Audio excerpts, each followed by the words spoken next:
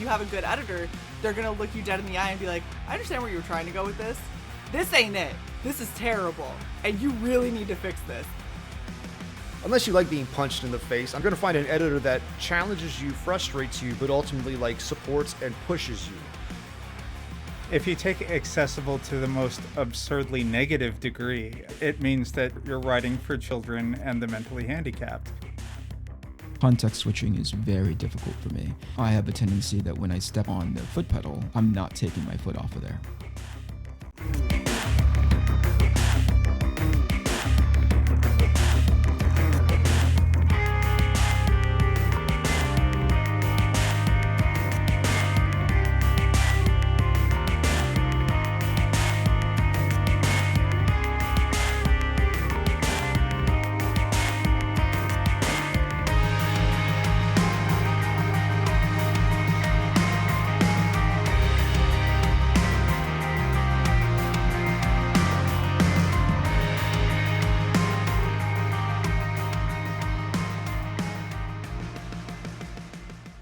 Welcome everyone to another episode of Writing Prose. I am of course Shae the Red with my amazing panel. We have Mr. Eric Canete. How are you doing today? I'm well, thank you for having me. Glad to be here. Absolutely. We've got Cy currently aving it up. How you doing? Aving it up. Yeah. Wow. You're not Okay. on camera. I'm doing awesome. My 3 hours of sleep continues to allow me to function at par minimum rates. So, doing well. We also have Mr. MK Gibson. How are you, sir? I'm doing very well. Can I just have Eric do my thing? Because his voice is so much better than mine. He's doing very well. Smooth as butter. There it That's is. the microphone. I love That's that. the microphone. You have to and then, speak into of the course, mic. Yeah, right. Right there. His Yeah. NPR. And then, of course, we have our two phenomenal guests. We have Mr. John Hervey. How are you? Doing well. Glad to be here. Awesome. And we have Mr. Art Thibert. How are you, sir? Good. Yeah, happy Memorial Day to everyone. Woo! Indeed. Yes, by the Let the time you watch barbecue- this, Yeah, let the Yep. barbecues begin. Yeah. And Hope, thank you for your hope service. everyone had a good barbecue because you'll all be watching this on Thursday. yeah, that's where I was going with it. I hope everyone had at least one drunk uncle that told jokes were inappropriate. And you had to excuse them and put them away. No, you turn the hose on them. 2 kids threw up. Yep. That's a good Memorial Day right there. That's all right. right. So, getting on to topic of writing, one of the things that we really kind of wanted to discuss was maintaining your narrative focus across multiple sequels. And because we've got so many people on the panel who have written more than one story, more than, telling more than one story at a time, or even if you stayed on a story until it was completely done, there's so many stories that you have in your head at any given moment. So how are you all kind of maneuvering through all of this? I think starting with John, considering he probably bounces around the most, to the point that even I have a hard time keeping it up sometimes. Okay, wait, we just did Black Tiger. What are we doing now? Okay, now we're doing the other part of Magna. Oh, but then we're also throwing in the posse into this. Okay, and then we're gonna go back to Black Tiger. How do you maintain your narrative focus and make sure that you don't convolute your stories? I think a lot of it is it's like walking. Actually, when you're walking, you're actually not on balance. You gotta lose your balance to move forward. But with that said, with the set of comics or graphic novels that I've been releasing, there is a common thread, and that common thread is the universe. So trying not to be like Beautiful Mind, I do map things out, and I do have kind of different buckets where I keep ideas.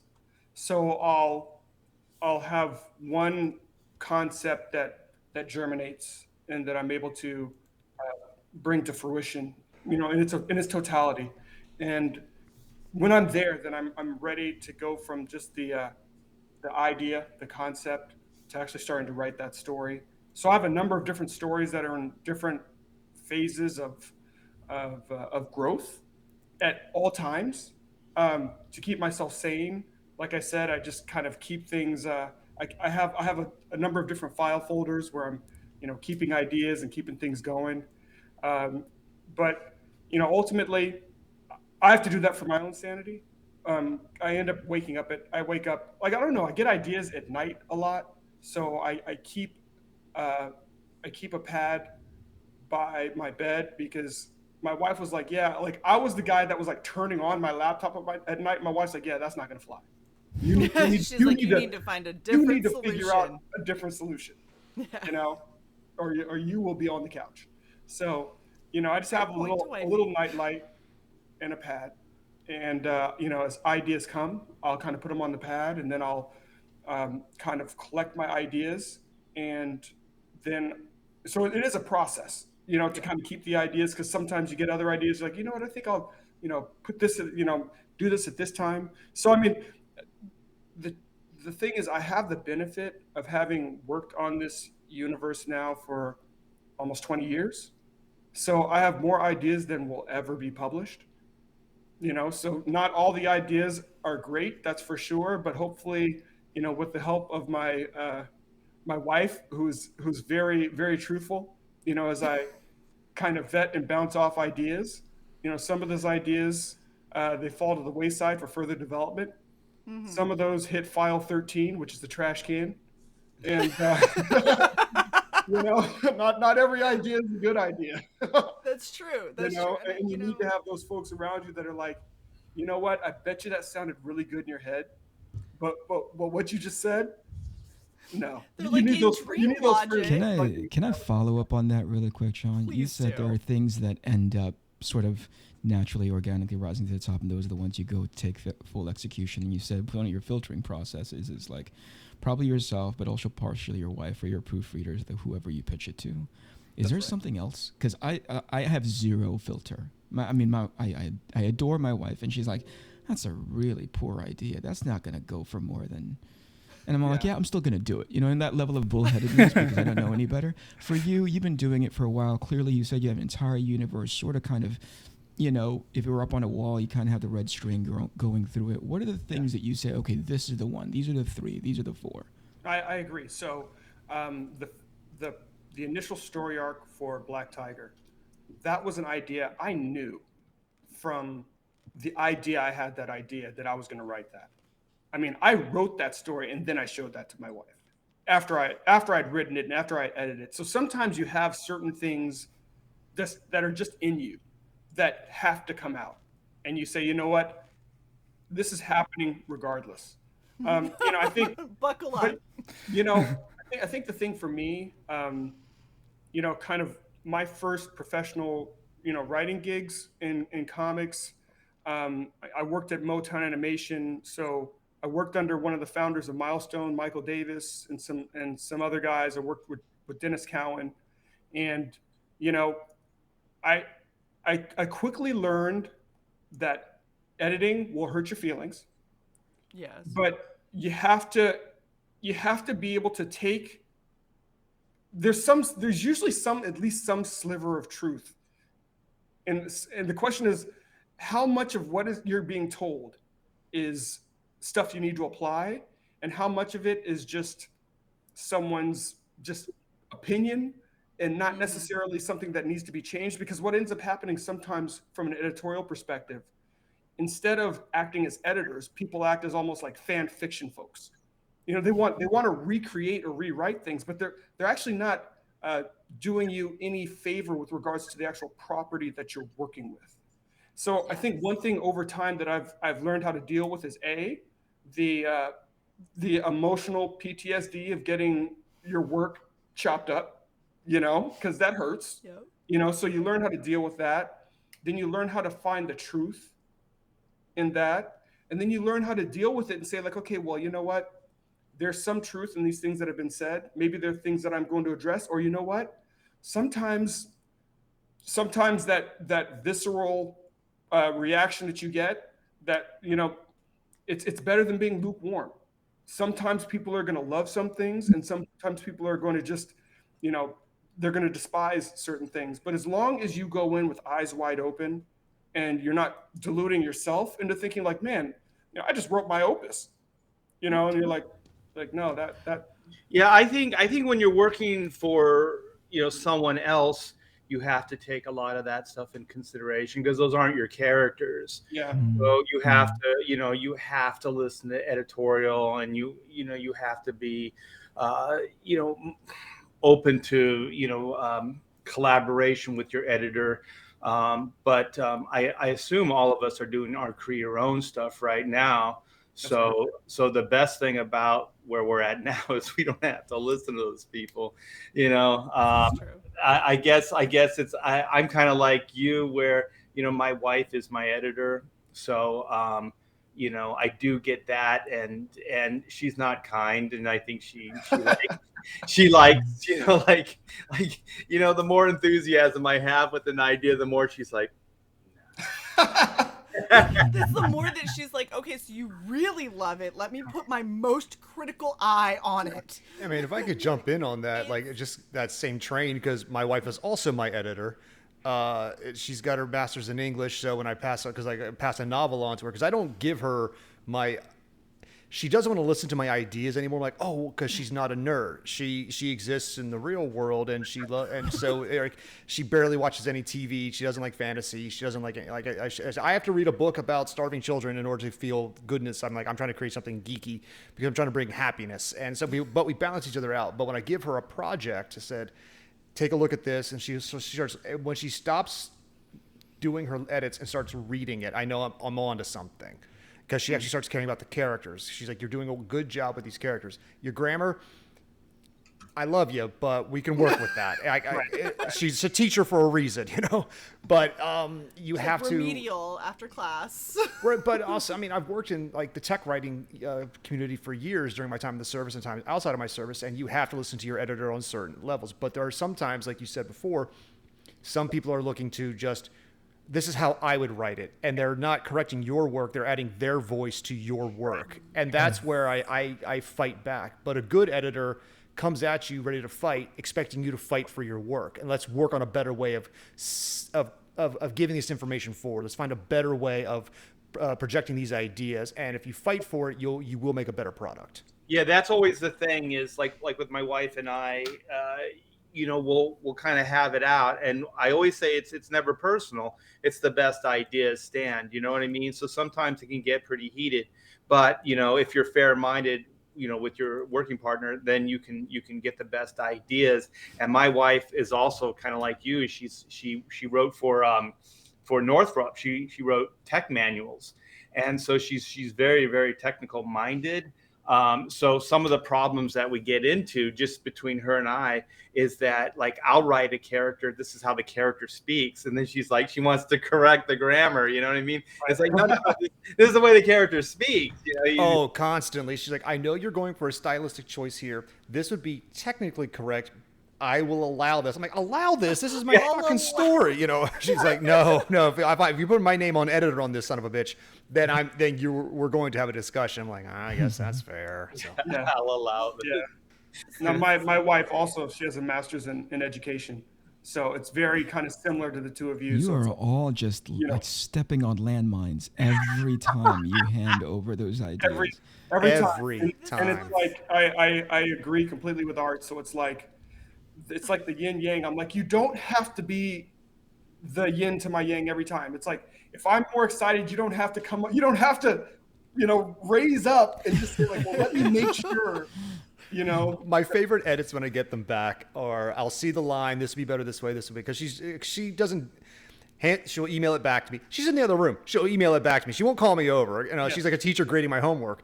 But when if I write a joke or something like that, I'll see the blog and she's like, I laughed out loud at this, or haha, or this is great. I'm like, those are the little lines that give me more energy to keep pressing forward with the editorial process, Yeah. And that's the sign of a good editor, and that's what helps give me focus when I'm working from one project to the next. It's like, because you need the positive as long with the occasional smack of reality. Like, this is not going to work. I see what you're going for, but it's not going to work. But the thing is, like, it feels really good too when you get to that point, whether it's your idea or her idea or whatever. But when you get to that point, you're just like, oh shit, the hairs rise up in your arm. You're like, this is it. You know what I mean? But you know that all that pain and all that sometimes there's words, they might be profanity. Sometimes those are spoken, but when you go back and forth, and then that one idea creeps its head, and it's like, that's it. And then your wife or your partner is like, yeah, that's it. And then you're just like, that's when you got something, when you're in lockstep and when you have that kind of agreement and you're both like, this is a good idea. Yeah. I think conversely, the nice thing about writing different properties, like sometimes my wife does the same thing. She emails me the edits. So she'll email them. She won't give them to me. But what? I'm just as bad, because sometimes she'll email me the edits and I'll start reading the edits and I'm like, nope, not today. So, I'll put it away maybe for a couple of days. I had a project that I think I put away for like 2 weeks. I was like, and like we would eat dinner and act like nothing, like we didn't eat, like didn't even go there. And then like a month later, I finally was able to go through the edits. And then we started emailing back and forth about it. But I was just like, yeah, I need to stay married, because this, if we talk about this right now, yeah, I'm on the couch or I'm in somewhere else. I'll tell you, email saved our working relationship, because there's always, this is the thing, when you work with somebody face to face, there's the expressions, there's the face. Mm-hmm. Like, you pitch something, they're like, yeah. Like that's all you got. And when you go back and forth email, you don't have to deal with the faces. No. Well, the other downside is, like when she was writing it, I'm like, oh. If you're a visual style of writer, then you can, in your head, literally see what the product is going to be. You hear the musical swellings, you see the beats, then trying to verbalize that to somebody else. It's like trying to, like, you ever told somebody about a dream and they stop listening to you 3 seconds in about your crazy dream you had the night before? It's the same glazed over look that I stopped doing that with my wife, that poor lady. So I'll get a concept of an idea and I'll send her like a 1-paragraph treatment of like, this is where I think it should be. And she'll go, that could work. And if the non-nerd says that could work, then I'm on to something. So Right. Well, so what I was going to say is y'all are doing exactly what I tell people not to do, which is have your significant other be your editor. But this is the one instance that it works, because I do the same thing. Sai is my editor. And the biggest thing is, if you have a kind of relationship where you guys are constantly just trying to keep the peace, they can't be your editor. Because there is no chance an editor and a writer will always be harmonious. That's not a thing. Just like you guys were saying, if you have a good editor, they're going to look you dead in the eye and be like, I understand where you were trying to go with this. This ain't it. This is terrible. And you really need to fix this. And, I've gone back through in things that I've edited for people and been like, okay, this is cool. You keep slipping your character's voice. And they're like, well, no, but I thought, it's like, no, you started up here with like, thou art blah, blah, blah. If you're going to go with that, like, you got to lean into it, dude. Cause like now they're like, what's up, bro, Seth? And that's not the same person, and I've sent stuff back to people chopped to hell. Just like, so this entire 2 paragraphs doesn't work. I could tell you how I would rewrite it, but in all honesty, I'm just going to let you read it again with a critical eye and try again, and then I'll edit that one, as opposed to me trying to come in and say, this is where you're screwing it all up.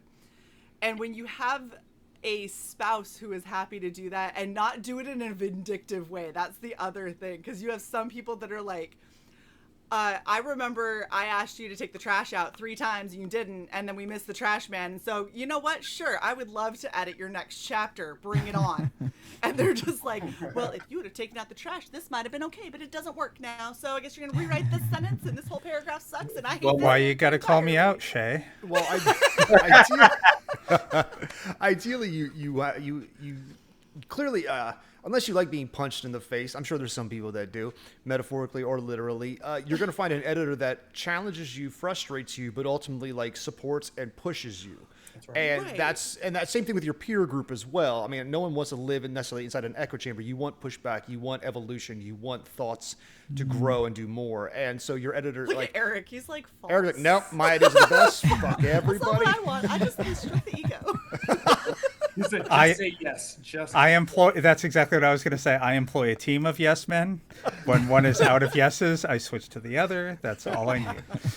But I ideally I'd want the same thing out of my spouse. So it works in this situation, but I can't say it would work for everybody. You know, that's Right. I am lucky and I am blessed to have it. So Well, and I was gonna say, I think that it really depends on your kind of personalities. Like, if you're somebody who gets very emotional, like, here's the thing: is Cy and I give each other shit literally all day long. Like, what you see on our shows is exactly what it's like day to day. Like, that's just Truth. life. Like, but if you're one of those people where maybe you're writing something that's really emotional, and this has happened with me and Cy. I'll write something that I poured my heart into that really, like, was hitting a whole lot of really emotional threads for me, and Cy will read it and be like, well, I don't know, like, the grammar here is kind of, and I was like, hey babe, I love you, this is not Cy's editor hat right now. This is Cy, the person that I'm in a relationship with, that I need to understand what I'm feeling and going through right now. So if you could just switch hats real quick and then read it again. I wish And I then could tell me talk that to you my love wife me. like that. This Okay, is but how we're I coming feel, back. sweet. You need to back off. We're coming back to editing this later, though, right? Yeah, exactly. Like, I'm sorry that you're feeling this, and that's very upsetting. And if this does end up in a book, then we'll talk about my edits after. Okay? And it's like, okay, just right now, I just need to be heard, and then later we can make it better, okay? But, like, I can't do you editing me right now. Today, it's not gonna work. Unless you enjoy the face punch that Gib was advertising earlier, then Exactly. by all I mean, means, we could go that route. Well, my favorite with Pamela is like, you need it now. Like, that's usually the first response. And when she says that, you know, it's like she doesn't want to do it. Like, Do you need it now? And I'm always like, no, get it to me whenever you can. exactly. you John, tell is your me wife when also a it's teacher? ready. She was a teacher. Now she homeschools our kids. We have 3, but yeah, she's a teacher. So That is awesome. yeah, See, no, it's great. I mean, writing, the art of writing is continual rewriting. And one of the things I realized very early working with my wife is, I have to have things well conceptualized. I have to have really taken a good cut at it, because she's not going to suffer it otherwise. She's just not going to, And I think that the thing that seems to be like the theme with everybody on panel, with the exception of me and Cy, is that y'all are writing stories and having people who are looking at them who are not necessarily fans. Like, they're not really into this world. Like, they're fans of you, and they want you to do well. And because they want you to do well, they're going to tell you when something sucks, because they really want you to do well. And also, they don't care about the tropes or the callbacks or all of these things are what make, X, Y, and Z so much more appealing to this group of people. They're like, it's stupid, makes no sense. Why did you shoehorn it in there? And you're like, nostalgia? I thought. They were like, no, it's dumb. Get rid of it. And you're like, oh. yeah. Okay, like, Eric, how you've said this time and time again, because I've asked you specifically about your wife reading Arcathene, and I was like, she's got to be like a fan. And you're like, nah, she doesn't like it at all. No, the worst thing that could have happened to us was getting married. She used to be a fan of mine. And the moment we got married, she was like, this is not what I thought it was going to be. the veneer is off, the magic is over. They pulled behind the curtain. Yeah, it's just, the moment you see a guy who doesn't know how to make eggs, not know how to make eggs, it's like, I've lost respect for you. So it just spills over into everything else that I do. I wanted to interject earlier, and I didn't know if it had any value at all, but my wife's storytelling tastes are very different from mine. Right? She's not overly simplistic, but the stuff that she gets into as far as the narratives that she writes for the kinds of books that she draws, she is, I think I say this in the most complimentary way possible. She's very accessible, right? She's the stories that she writes, the things that she draws, very consumable. And to some other people that may be sort of like an insult, but to me that really is high compliment, because the broader audience that she'll be able to capture with those kinds of stories, not because they're being written simplistically, not because they're being drawn simplistically, but because they give you sort of she approaches things from a barrier to entry, and she understands like really easily graspable emotional concepts just visually and narratively, and I don't have that, right? So I accidentally step into complexity because I don't know any better, right? I'm not necessarily a 100%, like writing has never been sort of near the top of my resume. I've worked with a ton of writers, I've worked with a ton of scripts, and I've been able to like sort of dissect them and then present them visually, whether it be in animation or in comics. So I often help tenpole the thing that's the story that's being told, but not because I was at the front end of it. And I give all due credit to the great writers that I've worked with. So I often start from a place of like, here's their intent and here's the layer that I add to it. So by exercise and by practice, I'm already in that layer adding mode, right? Whereas my wife comes from that very, I think, pristine, ideal, again, barrier to entry space of like, how do I get people to buy into this as quickly as possible? She facilitates that with like this style that's really sort of like Miyazaki, disgusting, really, really good, you know, like simplistic, but it's so much more complex when you're making it that simple, right? Yes. And sometimes then the when simpler you is more direct, and it's more relatable. Also, sometimes it can be way more visceral as well, depending on the Yeah. scene. Exactly, because when you context switch in that simplicity, emotion lands so much better. When you're doing the kind of when you're drawing the kind of garbage that I am, like everything is on 11, you know? And it's like, I need you to be sad for a second. You're like, yeah, but you're showing this guy punching while he's sad. Like my brain doesn't switch into that, oh, this is not emotionally appropriate right now, you know? So to go back to what you're saying, like when I show my wife stuff, we approach storytelling differently, right? We have parallels, we have similarities because she worked in the animation industry and so did I. So we have that background, but oftentimes she really does the thing that she pings me the most about. And she says, that's too convoluted. That needs to get a whole lot simpler. And that to me is the bigger takeaway, which I really appreciate. Not to say that she ever edits my stuff, but what she does is sort of reflects things back at me. You know, she says, is this what you intended? Because this is what I'm trying to get. And sometimes I get into the weeds of something, right? And this is where her Miyazaki training comes into play, which is like, I get into the weeds of like an action scene, an emotion, what have you, because I'm trying to set up something later, right? And she says, I don't know if this is the right time to do that, which is the most profound thing that she's ever said, which is like, this scene just needs to exist with this baseline understanding of what your character's intentions are. Introduce that later, because I want to do so much heavy lifting narratively up front. Like I set that up, you know, blah, blah, blah, you know, act 1, beginning of act 2. And she's like, you don't need that right now. You just need this version so I can understand them better. Like, fine. She doesn't suggest when to do it, right? Like the exact time, but just not right then, you know, because she just wants us to have her emotional space is, I want to have an understanding of where her characters are coming from, right? I just want to know the baseline, you know?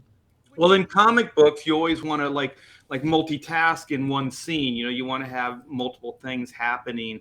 You Sure. know, but sometimes you know it will dilute or dilute the emotion or whatever it is that you're really going for. So For sure. I get like that too.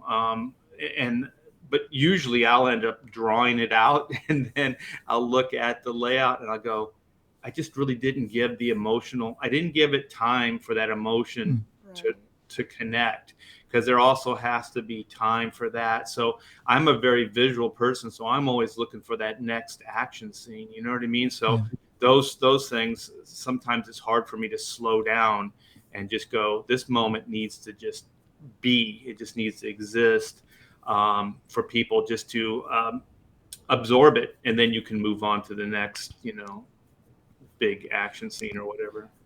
Well, and that's in something... part, oh, sorry.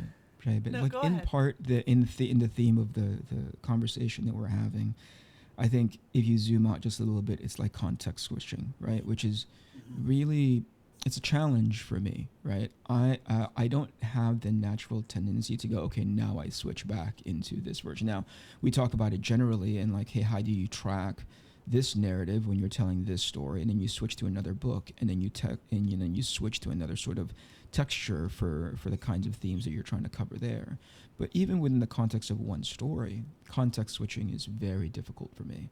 I have a tendency that when I step on the foot pedal, I'm not taking my foot off of there. We're going at 100 miles per hour as much as possible. I'm hitting you in the face with as much visuals. But going back to what you guys were talking about earlier about having a good editor in place, I think that's why first of all, if I know I'm going to not want to be miserable for the next couple of days, I never put something in front of my wife until it's as close to being done as possible and has been like in front of a real editor.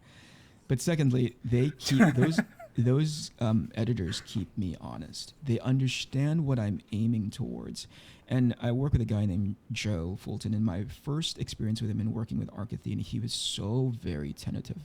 And I don't know what, because he's recovering from like a partnership or a relationship that caused him to be sort of, a little bit careful, overly careful, or if it's just because due to his professional nature, he never wants to be the guy that's seen as, a blocker or a guy that's going to say, hey, I'm trying to change things the way I see them. He always, in the beginning, until I told him knock it off, which is to say, like, I'm not trying to change your story. He opened things up with that. And I was like, don't do that. We wouldn't be in this sandbox together if I didn't have an equity of trust extended to you to be able to do your job correctly. So when he brings things up to me, it always comes from, I understand what you're going for, but 10 all the time is going to start feeling and sounding like 5 all the time. That's right. So we need to ramp this down just a little bit here. And as a matter of fact, we're going to get so much more mileage out of this scene in 5 pages than you will ever do trying to set this up much later with 10, 12 pages, because we're doing it smartly. And then 10 is going to land so much harder. And it is that sort of relationship. It's that sort of like, again, people just have a natural tendency for it. They have a feel for it that I don't immediately have. I hope that I'm getting better at it, but that's when I really appreciate that relationship. So this is something that I think is really important that a lot of people don't understand is your editor is someone that you should have involved in your process from jump. A lot of people go through, especially newer indie artists, go through, I've written it, I've paid for the art, I've got all the panels, and now I'm going to give it to an editor. And as an editor, the amount that hamstrings you into saying, okay, so you've already paid for this art, so I can't come back and tell you why your panels don't quite hit. So instead, we're going to have to try and figure out how to rewrite the dialogue to make up for what is lacking in the panel. And it's so much easier if you get your editor in and you have like, here are the roughs that I just got back from my artist of what the proposed outline is. You have the story. What do you see? Do you see anything at this stage where it is financially feasible to change that we can go through and say, you don't need 10 panels of talking heads. You don't need to copy paste this all the way down. That's abysmal, which is another point I was going to get at when it comes to a lot of people, especially when you grew up and you loved like the action comics and you loved everything where it was just constant go, go, go, go, go. The bane of that is the talking heads panel where it's just copy paste all the way down the exact same thing to try and sell time passing, to try and sell awkward silence. And this is what I said an episode or 2 back.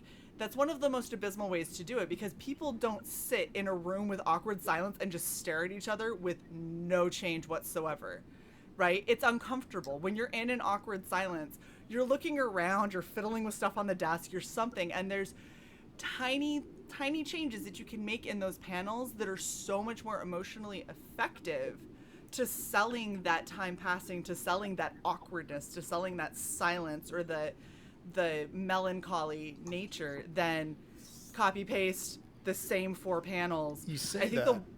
Go ahead, keep going. I was gonna say the one that I saw was Mr. Fantastic and She-Hulk, and like he had said something and she was looking off to the side, and then there was 2 panels of nothing where they were in the exact same position, and then the last panel they're still in the same position and she's like, okay, so what are we doing?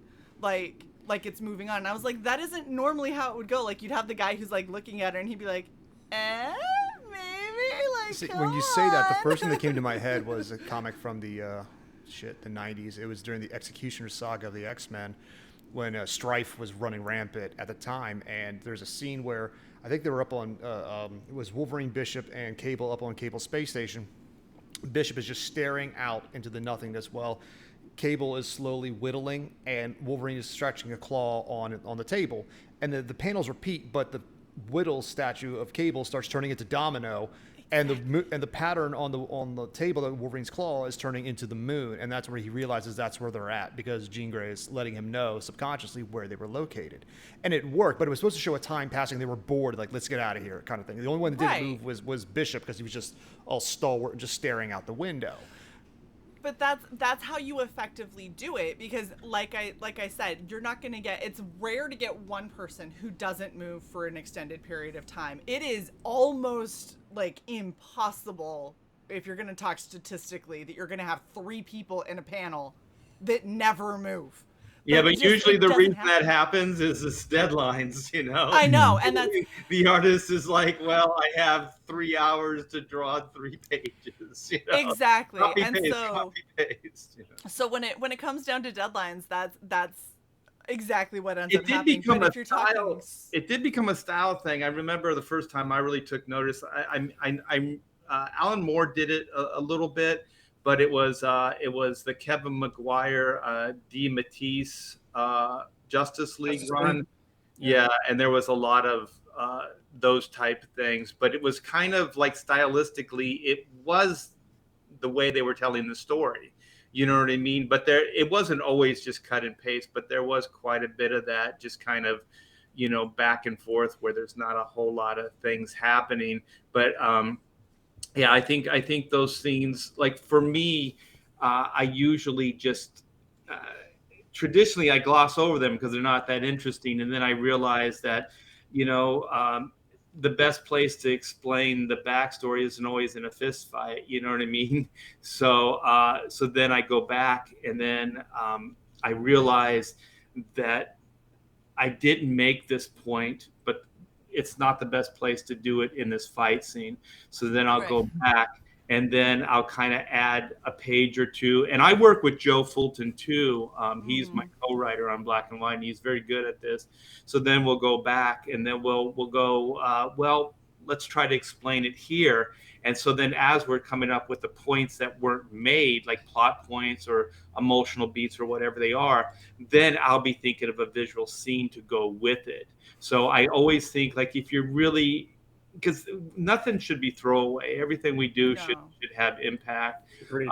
So then, you know, I'll go back and I'll think of some kind of visual to go with it, especially if there's an emotional beat to it. So you try to put a physical, you know, visual with that, so it can kind of help, or you can play against it completely.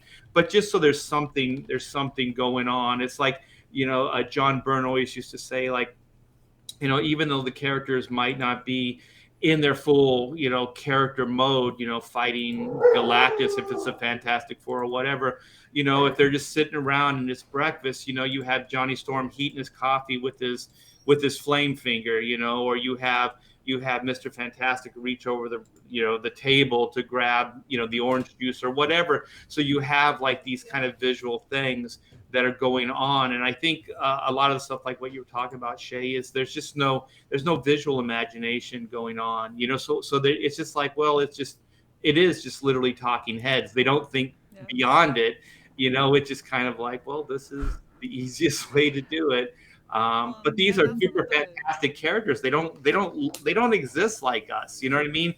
Like, so I think that every moment of their life would be completely different. Well, and the thing is, we're getting snippets of their lives, and we don't want to see the mundane.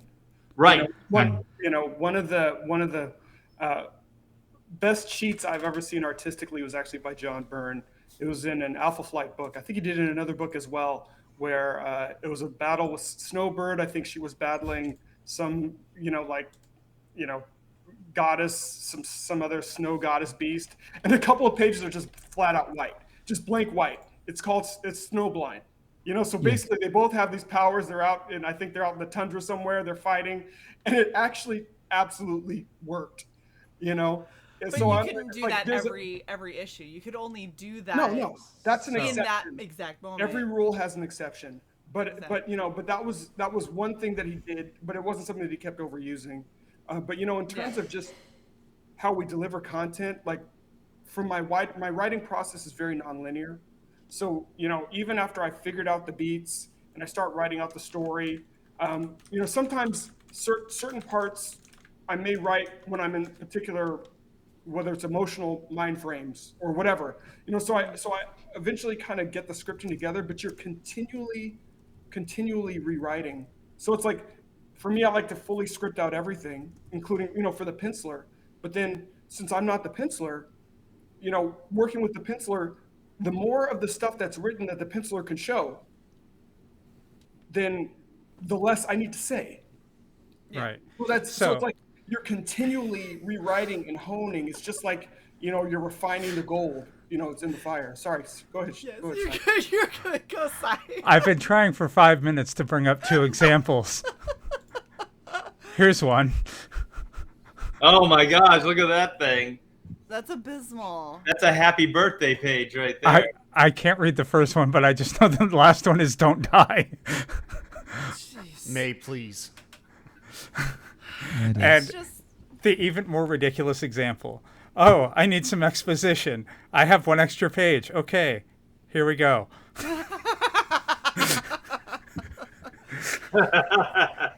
oh my gosh. Well, and see that's the thing is like I guess from my perspective, especially because I came into comics so much later, and I come from more of a like television production, videography kind of background.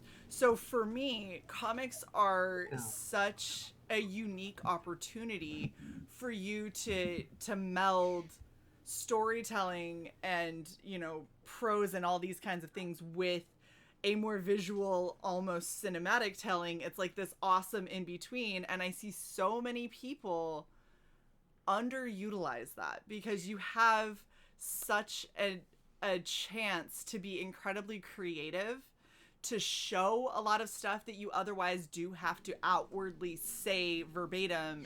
When you're writing like Gib does, you're writing novels, you there's a lot of times where you have to explain exactly what's happening. You have to set the scene. Something I And read about comics- writing a long time ago said, because it's a medium, whether that is through comic books or novels, you have an unlimited budget.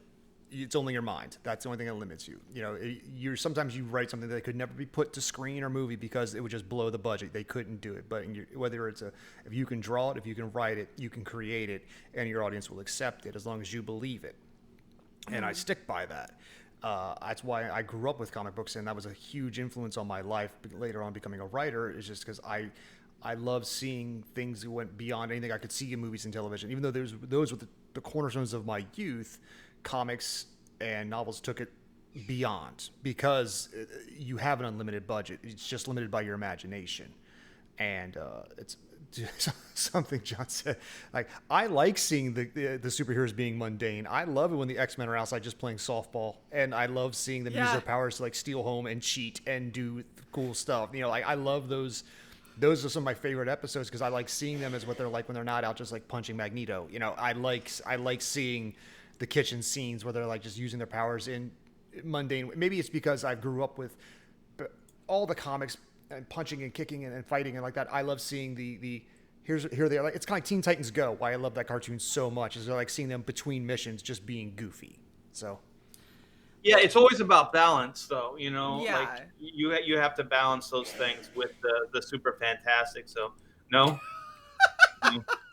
Eric, just Waste all of time. people sitting around eating pizza for you, Eric. That's a waste of time. No, I agree with you. I agree with you 100%. I think in that what people have at least in the most recent comics that I read, and I grew up an X-Men kid, so I'm always gonna have, that was my gateway drug to modern, Chris Claremont comics, right? What I think, I'm careful in my words when I say, because I've only read so many recent X-Men comics, and that I don't know if they know how to utilize that that tool very well, that utility, which is you put those moments of, baseball games and just sitting around debating on which movie to watch that night, not simply to slow down action, but to show character. Character And growth, rarely 100%. is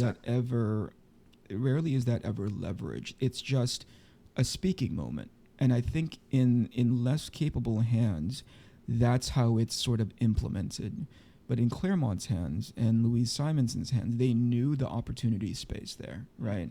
They knew that later on, if there was sort of like a chance to bring that up later in a different way, that kind of conflict, that outlook of that character from those quiet moments. And so again, I don't know if it's because somehow good writing isn't being mentored out, right? Like, hey, I know why you're doing that, but this is how you turn the screw to actually make that viable, to actually make that work. No, I agree Or, with you and wholeheartedly. maybe simultaneously, the current writers are not understanding the utility of that tool, right? Right. And I think even more so, I think right along the lines of what you're saying, if you're writing for TV or you're writing, Gibby was saying this, if you're writing for TV or if you're writing for movies, you're writing to a budget. And if you're writing to translate your books directly into a movie or into a TV, you're going to need a lot of the talking heads, because the budget will not sustain the amounts of action, that you would get in a comic book, especially the kind of books that I grew up, reading. So I think part of it may be the objective, whether the objective is to create content that's easily translatable, into other media, or it may be the fact that people are TV and movie writers and they're not comic book writers. So they're just not, aware. And I agree with you wholeheartedly. Like with Claremont, I never saw the downtime as downtime because he was always doing something. He was showing you the interrelationship between Jean and Logan and Scott. He was showing you the budding relationship, between Kitty and between Colossus. He was always showing you something of importance. So it was never a throwaway. It was never just, let's go have a random coffee for no reason. He was always developing the story. And also, when you did get into the bigger things, then there's emotional context. Yes. You know what the relationships between the characters, or that they just got into a big old fight just before the big old bad villain showed up, and that they're putting their differences aside to take care of the greater good. Those things are all good. And I don't know. I'm not really a writer per se. Like I'm just kind of a storyteller. I always think of myself. And so one thing I try to do now, like with the more, like, I guess, mundane or what, the visual action stuff pretty much takes care of itself, for me. But I try to look at every scene, or like if it's a 3-page sequence, 2-page, 6-page, whatever it is, it's like each one of those things having a beginning, middle, and end. You know what I mean? So then I can kind of go, well, this is how it starts. This is the middle of it. And then this is how it ends. So then each is like a little mini epic unto itself. So for me, I can always keep it interesting because I know that there's going to be those elements in it. So then it forces me not to just go cut and paste heads. You know what I mean? Like there's going to be something that's going to happen in this scene that's not just visual, but it's between the characters. It's them speaking, them working something out, or a problem coming up, or whatever. And then it can be set up for the end of the story, or it could be set up for the next scene or the fight or whatever's to come. But yeah, that emotional context, and for me, since I do think of myself more just as a storyteller, those are the hardest things because everything I do is visual. So I don't really write things down. I kind of lay everything out. So I'm pretty fast at just thumbnails. And actually, to be honest, it's my favorite thing. It's just I don't even get precious about it. Like I just kind of like keep trying like alternate ways of doing it and then scrapping it and trying to get to that best, that best visual or that best way of telling the story. And so that's what I really like to do is just to tell the story through visual. And I think also it helps me when I work with Joe. So then Joe Fulton and myself will brainstorm on black and white, and we'll kind of like, well, this is the 3-page sequence. And then we'll kind of get an idea. And then either as we're talking or just shortly after, I'll thumbnail those pages out. And then I'll send those back to Joe and say, what do you think? And then we can kind of plus it from there or edit it from there. So we're kind of editing and writing and creating everything as we go. You know what I mean? And it's really fantastic. Fixing the ship while in mid-flight kind of thing. Yeah. And I know there's still going to be, and there's still going to be coming back on stuff for dialogue later, things that were missed and stuff like that. But for me, it's my favorite part of creating right now, because when I worked at Marvel and DC, we weren't allowed to do that. You know what I mean? Like your first draft it's usually that's it. Like you get one run at it, and that's pretty much what's gonna be there. And so what I like now about creating, our own stuff is that you get to kind of keep plussing it. You can keep kind of coming back on it as long as you're willing to put that extra time into it. You can. And there's no limitations with, an editor or, there are some schedule aspects, but they're not as tight as, 2 weeks or, 3 weeks.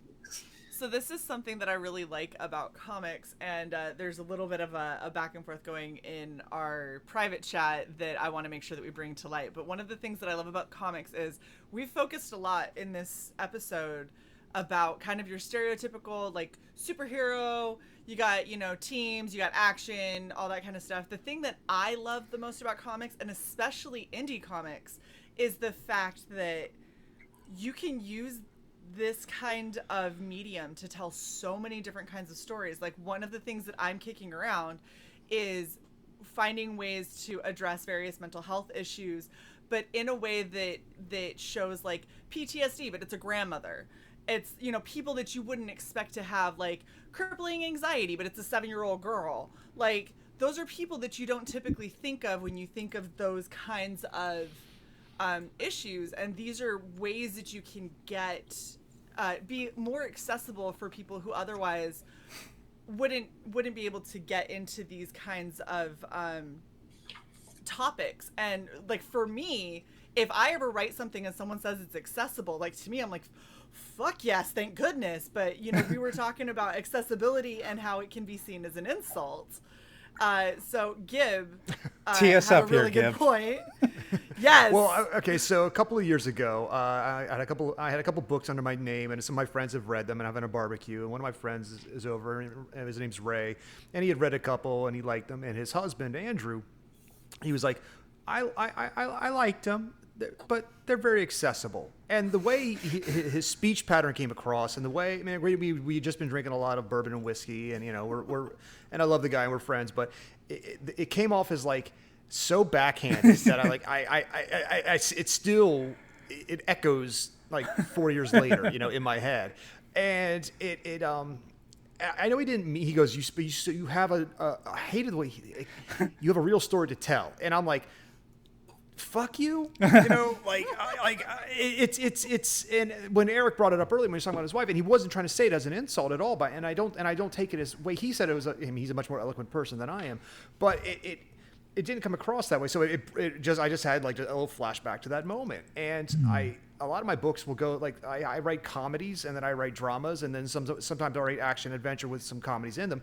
And I like to bounce around as palate cleansers, but every one of my stories has something, there's something in there that is like deeper than surface level, obviously, because you want to write something worth reading. And I don't see them as being, I guess, accessible in that they could be read by many people, but is inaccessibility a sign of like a blue blood? I don't know. Maybe the panel here is smarter than I am, because I'm still grappling over that issue. I'm going to tackle this. Okay. Let's go, Si. Here's the best way you could take that, I think. Especially since I've read your work, and I know how deep and intricate it can be.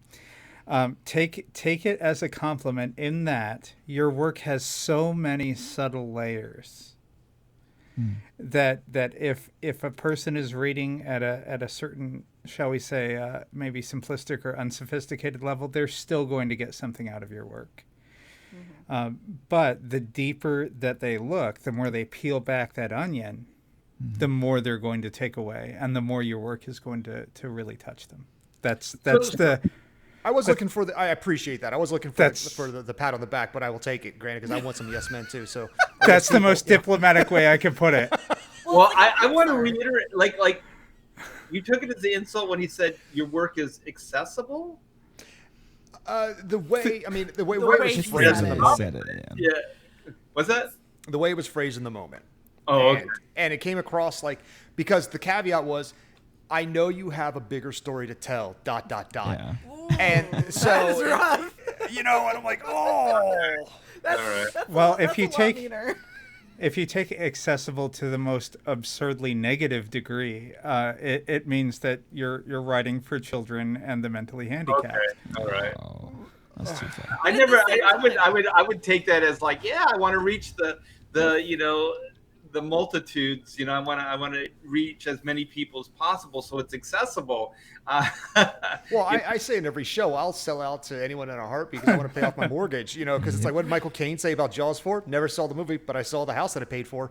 So Well, and that's the thing I think is like, if you look at like Pixar movies and things like that, those are accessible, right? Anyone can watch a Pixar movie and get some kind of enjoyment out of it. But the more that you watch these kinds of movies, and like as an adult, you see all of those little subtle nuances that are in there, and you're like, oh gosh, I hope my kid doesn't understand what that meant. I just saw a video. Like, yay, it was funny. And you're like, if anybody watches The Film Theorist, I just watched a video this morning they were talking about how shallow the gene pool is at that Encanto and the surrounding village, and how like they're destined for Habsburg level of inbreeding if they're not careful. Yeah, well, and it's like there's all of those little That's nuances awful that and just ruins that movie for me. The right side of the panel have both seen Encanto. I want you to know that, Gib. I know. Shae just watched it. Well, Eric says he watched it a bajillion times, and the person doing the video said they had a 3-year-old, 4-year-old at the home, so they're on like probably their 50th to 70th viewing of Encanto, and his mind was going crazy. So he's looking for other things to distract himself. And he's like, and that popped into his head, so it sent him down a writing and research rabbit hole about how many people you actually need within a community to prevent genetic inbreeding, and that they don't have nearly enough. That's too much. That's way too much. That's too far for a Disney movie. They're literally singing about a magic house, Gib. Can we just ramp down this sort of the evolutionary process? I find it funny. Sorry. Dark humor is like a kid with cancer. It never gets old. Oh, boy. Oh, man. I'm going to go. I'll talk to you guys later.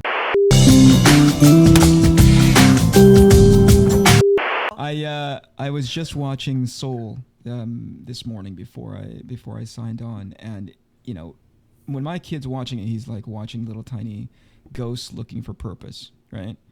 But when my father-in-law is watching it, he is profoundly like, they tell this story in a Pixar movie, and I go like, yeah, what did you see? Because I see the same thing as my kid does, which is like, oh, this is cool, But he's like, no, they're talking about purpose. They're talking about like, what it means to say, hey, this is what you are you're set out to be, you're programmed to be, and yet when put to the actual soul's choice, what do you want to be? And that's phenomenally like profound for a Pixar movie that's being seen by a guy in his early 60s, but Pixar throws that in there because their level of sophistication, their level of storytelling, they don't get too deep into it because they understand their brand, but they allow for those conversations to happen offline. It's the extra, I don't think it doesn't go too deep, but there's an extra bit of digging that you can go into to go like, that's really profound if you think about it. Oftentimes it comes from a very accessible place. It does start to show kids some creative reasoning and critical thinking skills and stuff. Like I remember when I was younger and I watched The Little Mermaid, right? And I'd watch it with my friends. There's a literal song where she talks about how like, I bet the women, like the girls that are up on land, like they don't get told no by their fathers and criticized. And I was like, girl, what father are you talking about? Like, as a 7-year-old, I was like, oh, honey, you have a horrible skewed view of what the world is like. Like, you're not going through anything special just because you're underwater. Like, it's the same thing up here, you know? And then I had friends who were like, oh, poor Ariel, she just wanted to be able to just be free of judgment. And I was like, none of us are. Wait, what is your house like? Like, I need to go over to your house and have a sleepover so I can see the dynamic, because my parents raised me very like, this is why you can't do this, and this is like, we're gonna make sure that you fully understand why you can't do this, so the next time you go to do something, be like, think that through. What do you think I'm gonna say? And I'm like, I'm just gonna stop doing what I'm doing, because I'm obviously doing something wrong. Yeah, going back to my original point, that's a perfect example of where my wife's brain goes, right? Is that an easily grokkable emotion to not have to be judged, right?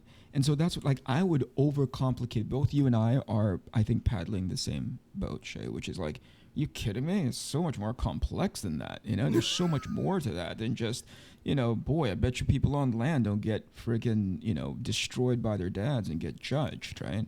I would be like, no, there's more to it, right? Yeah. But my wife goes the other way. My wife goes, that's an easy emotion to understand. That's why you write through it and write around it. You can complicate it. You can add that, but don't do it right now. At the front, that's where the singing comes in. It's like Disney's, like, formula is really, really good. Somewhere in there, they're going to sing about the thing that they want. And that's where my wife Rain goes, right? Like, here's the thing for Belle in Beauty and the Beast. She goes up on a hill and says, like, out there is a world that, you know, I want adventure. Not this town this provincial town that I belong in. I hate Belle so much. Similar to much. Ariel saying, hey, somewhere up there in the world that I can't have access to, or I don't have access to, Right. I bet you they don't judge, you know, girls like me or like daughters like me, right?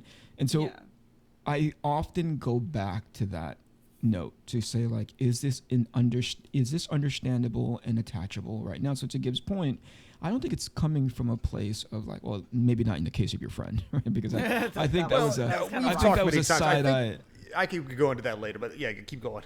Yeah, that was a side eye kind of like, I think you have more, because this is way too simplistic. I would have taken it that way.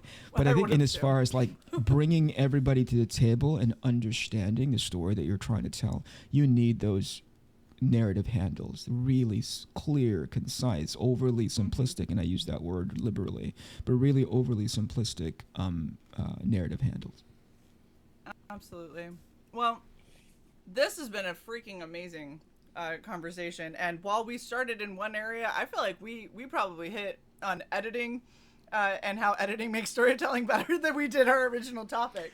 Well, we circled it because everybody has multiple projects they've worked on, and then what gets them through is editing, clear voice, having an idea, coming back to it to dive back in, and to switch vehicles midstream is like, you still have to have that clear mind and a clear support group to get you through it. Absolutely. And just to throw my 2 cents into the topic is that for me, it's, I think somebody said it's not a linear process, so I can't turn it on and turn it off. So I could conceivably be working on black and white and have chronomechanics ideas coming into my head. You know what I mean? Like, it doesn't really work that way. And so the best thing to do is jot those things down, you know, have a journal, something like that, and then come back on them later.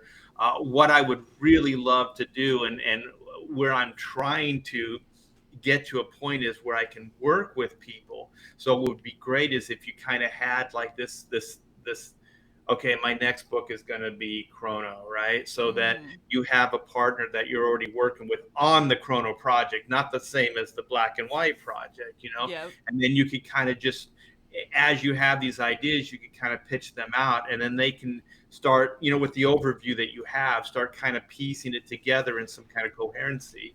So, you know, when it comes time for you to draw it, you might have a story or something like that. Yeah. Because the thing I'm noticing, one of the hardest things actually is just multitasking, because, you know, writer, artists, promoter, like all those things is what most of us are doing. And it just to do multiple projects, it gets a little tough. So you have, for me, I think if I was working with people that I trusted, and that's what I'm trying to get to, that place where then I could kind of conceivably have one that's my main focus, and then one that's kind of a little back burner, and it's just simmering there. And then when I'm done with this project, then I can just go into that one. And then there won't be that cold moment, where it's like, okay, we've all had that creatively, right? Okay, I'm done with this. And then you're so eager to work on the next project, but you realize you don't really have much there. And so you just kind of sit and look at a blank page for hours until things start coming back and you start getting into that groove. This way, I think then there would already be some of that's already exists. You know what I mean? So when you get into it, you're kind of already been swinging the bat a few times before you're up, to the plate. Art, I think what you're saying is that you really are aiming to work your way up to being just like the mastermind, and you have the top of the pyramid scheme. Well, you know what? It sounded like to me. Yeah. To be honest, that's not a bad idea. But the thing is, this is the thing that sucks, is that I have all these ideas and I can only do so many of them physically. So I realized that, one, for commerce, for money, and just for my own sanity, I'm going to have to start figuring out how to do like multiple things at one time. Because also somebody on the chat said, this shit's not going away, man. Like these ideas, these are obsessions. You know what I mean? Like I have no choice. These stories have to be told. I've been holding on to a lot of these things for 20 years, 25 years. It's almost like an exorcism. Like you get them out of your system and you're like, oh, good, that one's done. And then another one moves in. You're like, son of a bitch, I thought I was good. Like, all right, let's do another one. Well, I'm an old man, so I only have 20 years to go. Art, part of it is you're a victim of your own talents. Me being someone who doesn't have that breadth of talent, I have to work with other people. No, I mean, because what you're talking about, I mean, like I have a couple of different creative teams that I work with because my drawing is terrible, so I can't do it. So my Black Tiger team, I mean, we've worked on 12 issues together, and my Magna team, we're working on issue 7 now. So we've hit a stride, and like even like this awesome dragon from the Black Tiger book. Thank you, Shae, for the stand up a little, John. Got you. Oh, she's good. We can't see anything but your shoulders. Show us the goods. Boom. Love that shit. That's nice. There you go. That was actually the artist. I was finishing up the first story arc, and he just said, hey, you know what, John? These are some elements I would like you to incorporate into the story. Figure it out. Boom, boom, boom, boom. So Here you go, great art. Now. Yeah, no, he's like, these are things that I want to draw. I'm like, fair enough. Okay, I will write a story around that. Dragon destroying food court? Okay. Can do. All right, well, we have definitely hit our hour. Gib, I know you've probably got your... I've got them, but if we're over, we're over. I understand. Oh, I feel like we have to, though. We've set the precedent. We have to go out with our scenario-based okay. Oh God. issues for our guests. Who would like to go first? I think later in the season we should expand these to the entire panel has to answer at least once. That's horrible. John or Art, who would like to go first? What's going on right now? I'm going to present you with a don't scenario. worry. We just want your honest reaction to said scenario. You ready? Oh shit! It sounds like Art wants to go first. All right. I'm going to take off like Eric. No, you come back here, sir. All right. You're at a convention. You're talking to some other creative types, shooting the shit, having a good old time. You're swapping some stories, and then bam! The doors fly open, and in float frickin' witches surrounded by dark fairies. They begin to transform the world into the vibrant realm, but a twisted, dark versions of elves and pixies. All these creatures seek your blood and the blood of everyone around you. They want to know what humans taste like. You have one weapon of choice, 3 books, and 1 luxury item. What do you do? There's for Art. Look at Art just You didn't think that was coming, right, Art? Yeah, that's going to be Art's like, I've been to conventions, but the that's sacrificial lamb. Witches I don't and know, fairies. man. Shit. Yeah, I just share my blood. Like, hey, just don't kill me. I just cut myself and just start. Just give You in. start pouring it into a couple of goblets and be like, you can taste it, but don't drain me dry. Yeah, just don't kill me. I don't know. That's all I can think of. I wish I had like somehow, I would turn my my pencils and pins into weapons and start doing battle, but I don't really have any. I like it. Yep. I like the idea of Art having magical pens and pencils, and he just starts drawing various things. Be like, and I'm gonna erase your nose. And Well, see, I imagine it's like a Fantasia-like thing. So go to town, man. Yeah. Use it. I would draw mustaches on all of them with my Sharpie. You could have drawn G.I. Joes or mechs or okay. Mustache. Turn them into pirates and put scars on There their you go. faces. Tell them that they can't take your blood now because they're no longer witches. You're pirates. So Yeah. Why sorry. do witches want my blood? What's going on? Maybe a It's potion. Knock it off with the motivation, Art. Knock it Yeah, off. yeah. They just want it. For They just, crying out they just loud. want what they want. It's the heart. The heart. They're wants very accessible witches. They're very basic. Very and- basic. it. All right. What's Blue their collar motivation? witches. We don't have to motivate them. We just want what they want. Characters. We're gonna get through. This is like the opener. We're gonna get through the scene in 2 minutes. Just don't. You don't have to motivate the witches. You just sing a quick song about why witches love blood. We love the blood, and then boom, they're done. There, you got your motivations. They want it They for want- ink for their Alright. comics. They want the my gosh. conventional life. It's going to be a Disney musical moment. I hate Belle so much. I can tell you why. Oh, I go into Nope. We're All not right. going On down to that path. John. All right. that. All right, John, you ready? I'm getting a The different family, Here the we- family is just killing you. Just killing you. You just close your eyes for just a full 10 frickin' seconds of peace. Just peace and quiet. But when you open them, your family's gone. Everywhere you look, there's just vengeful spirits of a dark world. And now that you can see them, they can see you. They turn and begin to scream as they come at you. You have one weapon of choice, 3 books, and 1 luxury item. What do you do? I mean, it sounds like the book I need is I don't know. I guess I'll have a Bible in one hand and and I don't know. Maybe just for good measure. That's a really tough question. That's just not where I want to be. Can I close my eyes and open them again and be back where I was? You could try. The problem you're making right now is you're trying to answer this seriously. You can't- Yeah. Well, that's the whole point. I like to throw these at creative types. And I love you had a visceral reaction because I saw you go like, fuck that. No, I don't This like. is a bad scenario. No, He wanted my question because he had time to think about it. exactly. That was the whole point, Art. That was why you didn't get that question. You don't get time to think about these. Look, when we did this with Tim Lim and Mark Pellegrini, they both just noped out of the entire scenario. Like, John, I put Mark- a Can I just like I put a little curl up helpful in a hint. torpedo ball and cry? Yeah, you could. I put a little helpful hint in the private chat. You can yeah, you can. Proton. Oh, guy. I like God. that. I like that. I guess I'd be kind of like A what is it? Ghostbuster. Ernie Hudson. Yeah. Now Don't you- typecast yourself. No, you are totally a Zedmore. You got this, baby. This shit is definitely not worth $11.5 a year. Yeah. And he's Dr. Zedmore now, thank you. Oh my gosh.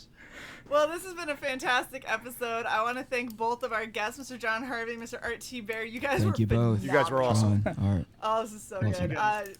Do not forget to like, share, and subscribe to Red Valkyrie. Make sure that you share out Writing Prose so we can get more eyes and do more crazy shit like this.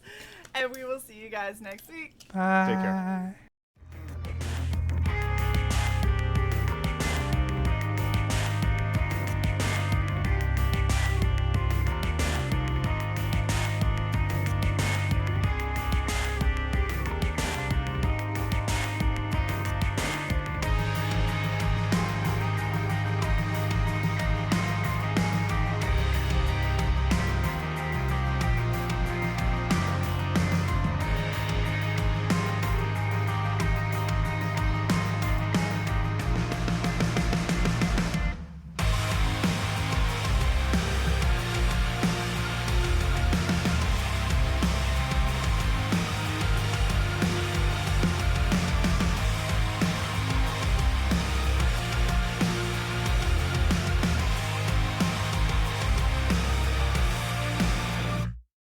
Thanks for joining us for another episode of Writing Prose. Please like, share, and subscribe if you've enjoyed our content. You can also become a channel member or shop our merch store to support us. We're currently accepting fan-submitted stories for anonymous on-air review later in the season. Send your submissions to redvalkyrie.writingprose@gmail.com. We'll see you next time.